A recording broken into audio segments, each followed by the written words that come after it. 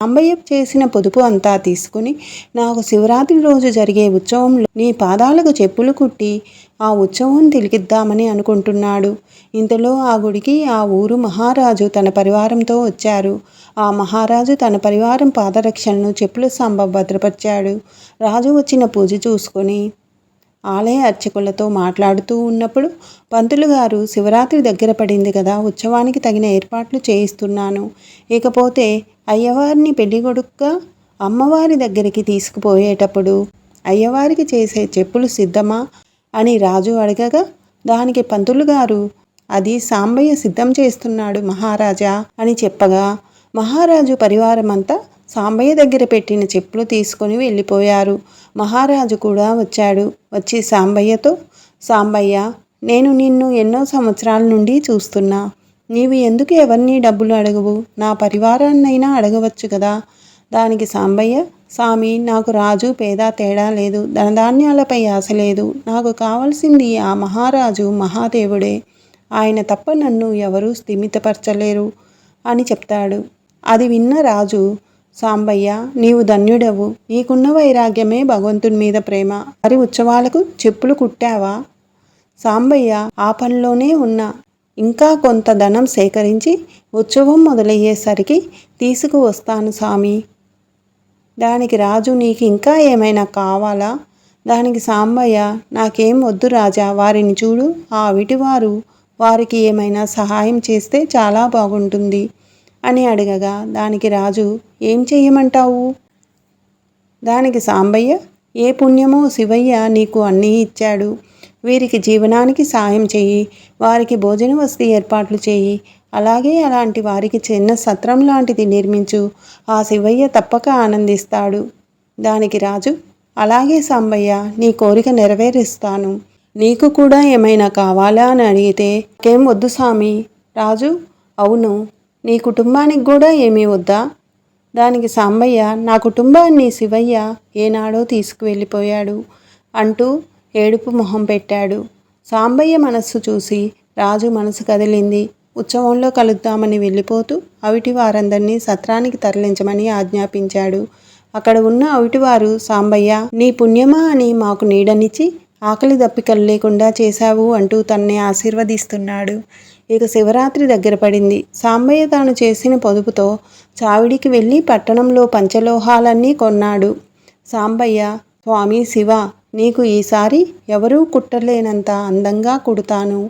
నీకు మంచి చెప్పులు కావాలి కదయ్యా. శ్మశానంలో తిరుగుతావు. నీవు పొరపాటున కాలే నిప్పు మీద కాలేస్తే నీకు కాలు నొప్పి పుట్టి గాయం అవ్వదా?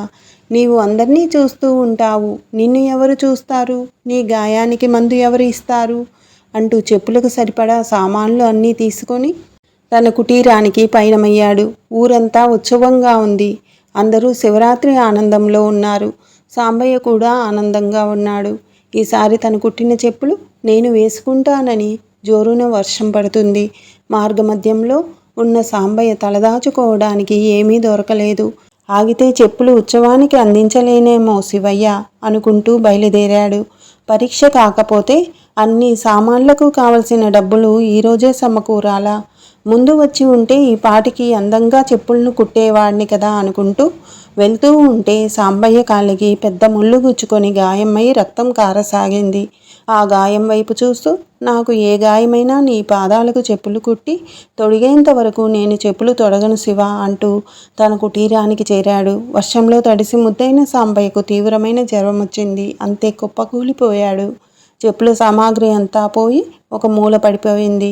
ఒళ్ళు కదలని జ్వరం వచ్చింది సాంబయ్యకి. స్పృహ తప్పుతున్న సాంబయ్య మంచం మీద వాలి, శివయ్య, నీకు చెప్పుల ముక్కు ఎలా తీర్చుకోవాలి అంటూ స్పృహ తప్పాడు. కాసేపట్లో ఉత్సవం మొదలవుతుంది. రాజా, చెప్పుల శివ సాంబయ్య తెచ్చే చెప్పులు తన స్వహస్తాల మీదుగా నాకు తొడగనివ్వు. ఎంత అవాంతరం వచ్చినా ఉత్సవాన్ని కొనసాగించండి అనేసరికి రాజుగారు నిద్రలేచారు. అది నేను కలలో రాజుకు వేసిన ఆజ్ఞ. రాజుగారు లేచిన వెంటనే ఉత్సవ విగ్రహం దగ్గరికి వెళ్ళాడు. పంతులు గారు అందరూ ఉత్సవానికి సిద్ధం చేస్తున్నారు. ఊరేగింపు సిద్ధం. రాజుగారు తన కలను అందరికీ చెప్పాడు. అందరూ విస్తుపోయారు. ఎక్కడున్నాడు సాంబయ్య అన్నారు అందరూ. స్పృహ తప్పిన సాంబయ్య కళ్ళు తెరిచాడు.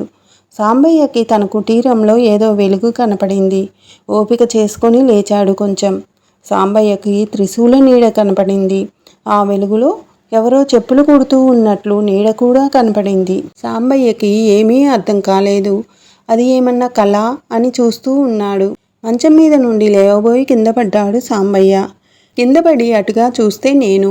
సాంబయ్య నోరు తెచ్చి చూస్తున్నాడు. సాంబయ్య తెచ్చిన సామాగ్రి తీసుకొని కింద కూర్చొని ఒక కాలు ముందుకు పెట్టి త్రిశూలాన్ని నిలబెట్టి సాంబయ్య మనసులో ఏ విధంగా అనుకున్నాడు ఆ విధంగా పాదరక్షలు సిద్ధం చేస్తున్నాను. సాంబయ్య కళ్ళ వెంట నీళ్లు ధారాపాతంగా వస్తూ ఉన్నాయి. శివయ్య, నా మొక్కు నువ్వు తీరుస్తున్నావా? నీ మొక్కు నీవే తీర్చుకుంటున్నావా అని అడిగాడు. ఎందుకో బోరున ఏడ్చేస్తున్నాడు. పార్వతీదేవి నోరు తెరిచి చూస్తుంది. నంది కళ్ళ వెంట నీళ్లు. బ్రహ్మదేవుడు నమస్కరిస్తున్నాడు. విష్ణుదేవుడు, మహాదేవుడు భక్తుల కోసం ఏదైనా చేస్తారు అన్నట్లు చూస్తూ ఉన్నాడు. నడవలేని సాంబయ్య నేల మీద నుండి దేకుతూ వచ్చి నిశ్చేష్టుడై చూస్తున్నాడు. దానికి నేను, చూడు సాంబయ్య, నా గురించి ఎవ్వరూ పట్టించుకోవట్లా, చూడు నా కాలికి ఎంత గాయం అయ్యిందో అని ముందున్న కాలిని చూపించాను. సాంబయ్య తన కాలిని చూసి గాయం లేదని నిర్ధారించుకున్నాడు. నువ్వు ఏదో చెప్పులు కుట్టి నాకు ఇస్తావనుకుంటే నీకు ఓపిక లేదుగా, అందుకే నేను కుడుతున్నాను చెప్పులు. దానికి సాంబయ్య, స్పృహ తప్పాను స్వామి, లేకపోతే నేనే కుట్టేవాడిని అంటున్నాడు తల ఊపుతూ. నేను, ఏమీ పర్వాలేదులే, నువ్వు నన్ను ఎన్నిసార్లు తిట్టావు, నేను ఏమన్నా అనుకున్నానా చెప్పు, కరుణకైనా దేనికైనా హద్దు ఉంటుంది స్వామి, కానీ నీవు నా కోసం అని ఏడుస్తున్నాడు. అటు దేకుతూ వెళ్ళి పసరు తెచ్చి నా కాలికి పూస్తున్నాడు. క్షమించు స్వామి, నాకు స్పృహ లేదు.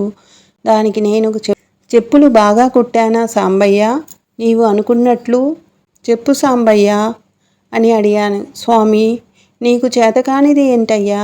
ఇన్ని లోకాలను సృష్టించావు, కనపడే నక్షత్రాలు ఏ ఆధారంతో ఉన్నాయి, అలాంటిది నీకు ఈ జత చెప్పులు కుట్టడం లెక్క మరి అని అన్నాడు. దానికి నేను, సాంబయ్య, అనుకున్న విధంగా ఆ చెప్పుల మీద సాంబయ్య అని కూడా రాసినట్టు కుట్టు ఉంది చూడు అని చూపించాను. సాంబయ్య అది చూసుకొని, శివయ్య, ఎన్నోసార్లు నిన్ను దూషించానన్ను క్షమించు. మహా తపస్సు చేసిన వారికి కనిపించవు కదా స్వామి, మరి నాకు కనిపించావు, నా మీద నీకు కోపం లేనట్లేనా అని అడిగాడు అమాయకంగా. కోపం ఎందుకు సాంబయ్య, నీవు అన్న ఏ మాటలోనూ తప్పు లేదు. నీవు అడిగిన ప్రతి ప్రశ్నకు సమాధానం దొరుకుతుంది. ఇక వెళ్ళు సాంబయ్య, నీ మొక్కు తీర్చుకో, ఉత్సవానికి వేలయ్యింది. సాంబయ్య, నీవు ఏడకి పోవుగా, ఈడనే ఉంటావుగా, ఇక మీద నిన్ను నన్ను ఎవరూ వేరు చేయలేరు. వెళ్ళి నీ స్వహస్తాలతో నాకు చెప్పులు తొడుగు, నువ్వు ఎవ్వరూ ఆపరు అని చెప్పగా సాంబయ్య శివుడు వచ్చే మొక్కు తీర్చే అనుకుంటూ పాడుకుంటూ బయలుదేరాడు. ఉత్సవం జరిగే చోటు రాజుగారు, ఏడి చెప్పుల శివ, అతగాడి పుణ్యమా అని నేను శివవాణి విన్నాను, భటులను పంపండి సాంబ కోసం.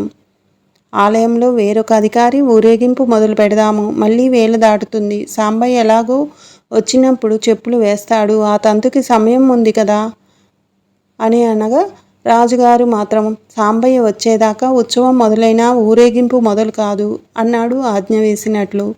సాంబయ్య ఆ జత చెప్పులను తీసుకొని శివయ్య చెప్పులు వేసుకున్నాడు. ఆ చెప్పుల్లో సాంబయ్య అని కూడా నా పేరు ఉంది, నా మొక్కు తీర్చుకున్నా అని ఆనందపడుతున్నాడు. కానీ శివయ్య, నువ్వే నిజమైన నేస్తానివి, సాంబయ్యకు మాత్రం జ్వరం అంతే ఉంది, తనలో ఓపిక క్షీణించుకొని పోతుంది, అతి కష్టం మీద అడుగు పడుతుంది, కళ్ళు మూతపడుతున్నాయి. సాంబయ్య తూలుతూ ఉన్నాడు, కింద పడుతున్నాడు. అతని లక్ష్యం నన్ను చేరుకోవటమే, అదే నాకు చెప్పులు వేయటమే. సాంబయ్య, స్వామి, ఇక నీవు శ్మశానంలో తిరిగినా నాకు ఏమీ కాదు, ఎందుకంటే నీకు చెప్పులు ఉన్నాయిగా. ఈరోజు నీకు పెళ్ళి కదా, పార్వతీమాత కూడా సంతోషిస్తుంది. ఎంతోమంది దండం పెట్టుకొని నీ పాదాలకు ఇకగా ఏ గాయాలు కావు. శివుని ఆజ్ఞ లేనిదే చెప్పులు కూడా కుట్టలేము అంటూ గానం చేస్తూ ఉన్నాడు. కానీ సాంబయ్యకి స్పృహ తప్పుతూ ఉంది. దూరం నుండి సాంబయ్యకి ఉత్సవం జరిగే చోటు కనపడుతుంది. అక్కడ ఎవరికి తోచిన వారు పండగలాగా బాణాసంచాలు, పాటలు, నృత్యాల్లో మునిగి ఉన్నారు. సాంబయ్య అడుగులో అడుగు వేసుకుంటూ వెళ్ళి కూలబడ్డాడు. మళ్ళీ లేచి, శివయ్య, చెప్పులు కుట్టింది కూడా నీవే, కనీసం నీకు చెప్పులు వేసి అయినా నా మొక్కు తీర్చుకుంటా అంటూ ఎంతో ఓపిక చేసుకుని నడుస్తూ ఉన్నాడు. మొత్తానికి ఉత్సవం మొదలైంది. అక్కడ కొంతమంది శివయ్యకి పూజ చేస్తే ఇష్టము, నృత్యం అన్నా మరీ ఇష్టము, అందుకే ఆయన ముందు ఆనందంగా నర్తిద్దాము అంటూ నృత్యం చేస్తున్నారు. శివరాత్రి పండుగ చూడాలంటే మన ఊరిలోనేరా అంటూ అక్కడ జనాలు వాళ్ళ ఊరి గురించి గొప్పగా చెప్పుకుంటూ ఉన్నారు. ఎలాగో సాంబయ్య ఉత్సవం ముందుకు వచ్చాడు, చెప్పుల సాంబ వచ్చాడు అని అక్కడ భటులు ఆ వార్తని రాజుగారికి చేరవేశారు. కానీ సాంబయ్య కళ్ళు నా ఉత్సవ విగ్రహం కోసం వెతుకుతున్నాయి. రాజు పంతులు గారు చెప్పులు సాంబ దగ్గరికి వచ్చారు. సాంబయ్య మాత్రం స్ఫోటపటానికి సిద్ధంగా ఉన్నాడు. రాజుగారు, సాంబయ్య నీ పుణ్యమా నీ శివుడు నాకు కలలో అని మొత్తం చెప్పాడు. సాంబయ్యకి అర్థమైంది ఇప్పుడు తన చేతులతోనే నాకు చెప్పులు తొడగవచ్చు అని. సాంబయ్య ఎవరితో ఏమీ మాట్లాడలేకపోతున్నాడు. ఎదురుగా కనపడింది సాంబయ్యకి నా విగ్రహం. అందరికీ విగ్రహం అయితే సాంబయ్యకు మాత్రం సాక్షాత్తు నేనే కనపడుతూ